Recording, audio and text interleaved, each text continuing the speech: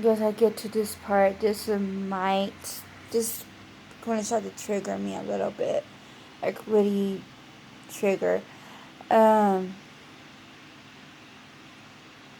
when I was a stripper, the last couple of months I was over there, when they did the first government shutdown and stuff, when I was at the club, I see several drunk soldiers, lieutenants, sergeants, officers, higher up in the army. And then when you do, okay, because when you do a stripping,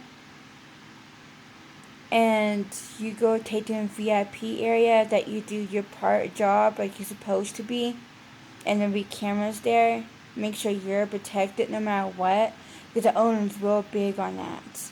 For sexual assault, sexual harassment, you name it. Because he knows that shit too well. And he, one fact, did not like any of it. That's why we're fully protected. Somehow, at the time, doesn't make him put cameras down and everything. He didn't want to do that because he knew, because there's a lot of complaints from other girls what was happening to them in the dark rooms along with them, and I'm one of them. And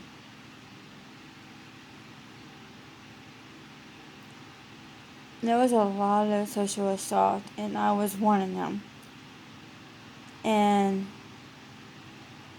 it's horrific. I cannot give you details on here.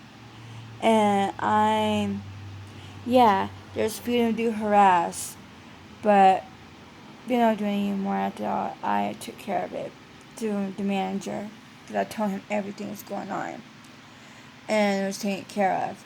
But I will not forget that night, what happened. And somehow, my girlfriend at the time decided random guys. I kept telling her she needs to stop, because something is not right. Because they were doing drugs, they were doing illegal things, a lot of sexual assaults, everything. And technically, it did happen. I told her. It was so bad.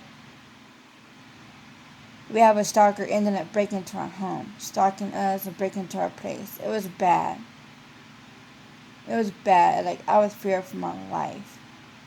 I never came back that area ever again since. The last time I've been in Fort Hood was 2011. That was the last time I've been there. And that was the last time I dealt with it. And after that, I don't have any issues. My ex-husband still having issues, but not as much.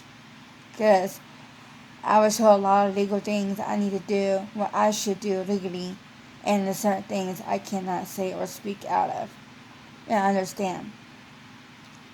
And now it's come to the surface that now there's a lot of soldiers turn up missing, and then found out, like, weeks or months later, the remains of them dead in a very horrific way.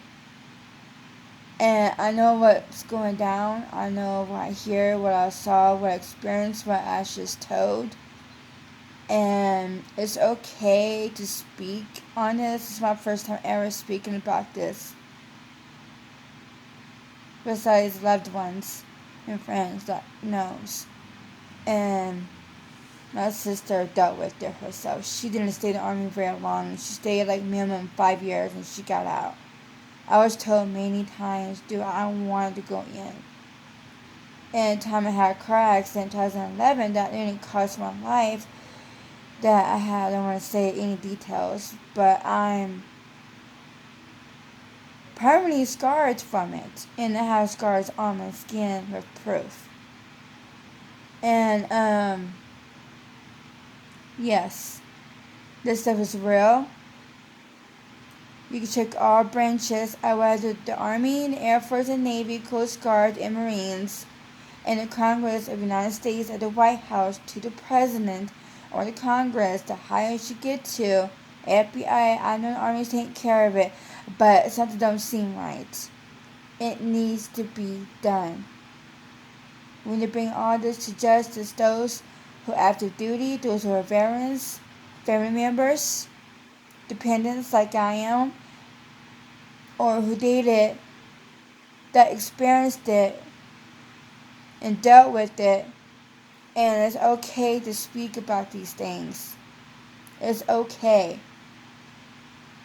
We need to stand up for each other and speak up. If they want everything to change, they should need to change the regulations towards female soldiers and those in service, even family with any females or males, those who dealt with experience horrific things. We need to come to justice.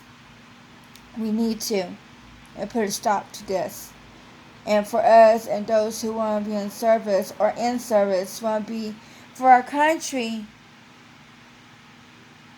and be very proud of ourselves and our family and the loved ones, what we do, or for our families like us, a better place. Not a horrific, horrible things. It's already happening everywhere, all these things. It's time to get together and actually put this into a halt. We don't need this. A lot of us suffer from it. There's a lot of suicides going on. There's a lot of it. Mainly veterans and active duty. I look out for y'all because I've seen what y'all went through. I've been around what y'all dealt with. I even lived with them and raised by them. I'm very proud of y'all, what y'all do for our country and stuff. I'm very salute you for that. But with this stuff like this going on, even though I'm a little scared talking about it, even though I am scared, but I'd rather come out instead of taking this to the grave. I'd rather put this out there for the next female soldier or male soldier, anything happen.